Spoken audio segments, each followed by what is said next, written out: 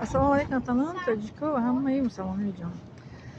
бинед дар бораи худризоӣ бигуфтанем ба шумо ки мисол ки дирӯз як чанд видео тамошо кардам. Духтурон табибони тоҷикистонӣ дар Россия дар рӯи олам видео кардам, мегӯянд ки ба варзиш чӣ кунен, машғул шавен, спорт бо одамоне ки мисол ки хуб ҳастанд ҳамсӯҳбат шавен, бо одамоне ки бад ҳастанд дурӣ биҷӯед. Дега ҳамаи одамо шароит надоранд ку мисол ки раванд ба варзиш мисол чӣ шаванд, машғул шаванд, барои ки варзиш сунқати меистад, чӣ дар Россия чӣ дар ҷое ки бошад, варзиш сунқати. Ҳар як инсон надорад имконият ки ба варзиш машғул шудан. бо одамҳо мисол ҳамсӯҳбат шуданам ҳар як инсон намехоҳад ки бо ҳар кас гап занад. Дӯстӣ кардан даст бистек дӯстӣ кардан бисёр душвор аст.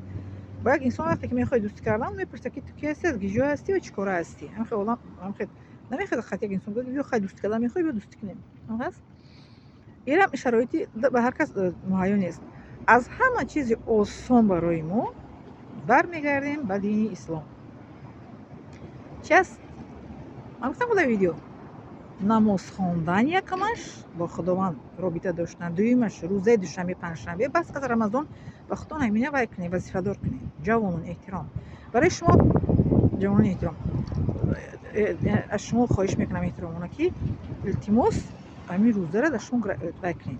دویمش روزه دوشنبه پنجشنبه به خدا گرافیک کنید. بعد میدونید شما که چه به شما فایده میده.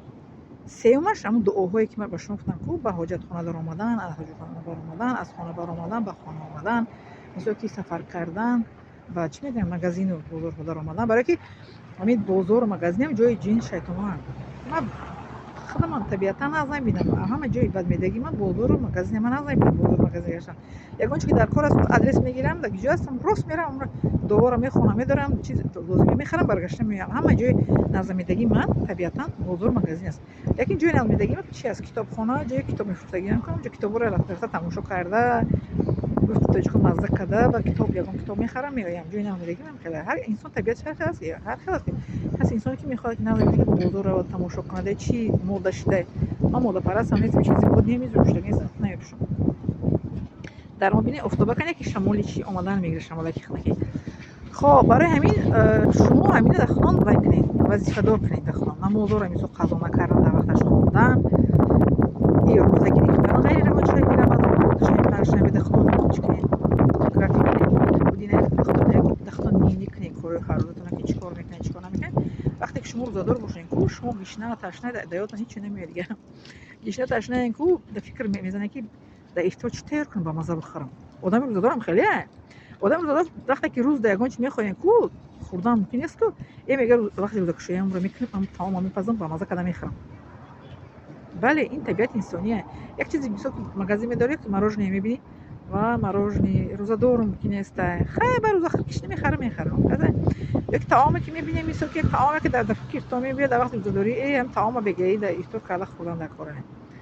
یک آدم روزادار فکرش در چی است؟ در وقتی مثلا یکون خوراک تیار کردن، آیا فکرهایی که پورنوگرافی تماشا کردن چی کردن شما ان شاء الله که آیسته آیسته کو دور میشه. همین کار کنید که از برای الله تعالی با شما میگم نمازتون قضا نکنین در وقتش خانه ان شاء الله. روزه چند پنجشنبه داشتن وظیفه کنین گیرین. روزه گرفتن شما نجات میده. اول دعاها رو از یاد کنین از خود کنین خدا خوب کردین. پای به طهارت ما را مادر رحمتیم از کودکی ما خیلی عادت کردگی بود که پای به طهارت گردیم. پای به طهارت از خانه نبرین. مادر رحمتیم ما را تربیت کردگی بود. پای به طهارت از خانه نبرید. پای به طهارت گردین. پای با طهارت خوب کنین دعا خونده. پیش از خواب رفتن دعا میخونیم که تو کسی خونده. خوب میریم. مثلا از خواب که خسته میگیم که دعا هست این چون پیغمبر میخوانن سنت پیغمبر است که الحمدلله الذی احیانا بعد ما اماتنا و الیه النشور. شکر خداوندی که ما رو زنده گردانید پس از اون که ما مرده بودیم و بازگشتیم به سوی الله تعالی است. این دعا وقتی از خواب میخیزی خسته برابر میخوانید بعد کمتر میشینید بعد از جتو میخیزید از خواب خسته در حال از جون خسته که از آدمایی که مثل که فشارشون پسته میشه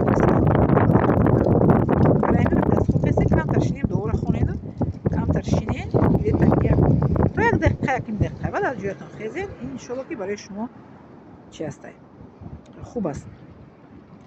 خب همین به شما گفتم از هوای تازه اومدم کم ترکتون شینم به شما ویدیو کنم به شما فایده های برای سلامتیتون، برای دین اونا به قوت کردن، برای به الله تعالی نزدیک شدن. ما میمیریم، یک روز نه دنیا رو ترک میکنیم، لیکن از دنیا با ایمان رفتن، این با الله تعالی بخوردن برای ما بهترین چیز است.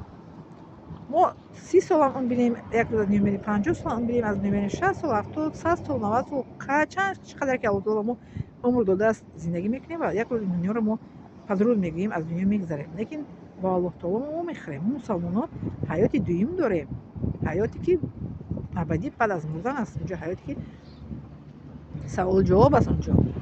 بله، اینا یک سوال جواب است، لیکن دانستن دیگر است، عمل کردن دیگر است. میگه علم تو با عمل چیور گردد قدر یک هزار گردد. وقتی که اون علم که انسان در عمل جاری کرده، نماز که انسان که در عمل جاری کرد، نمازخوان انسان دیگه خیلی میشه.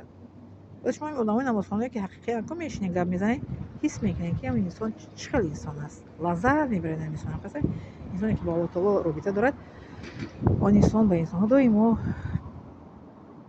معامله خوب دارد.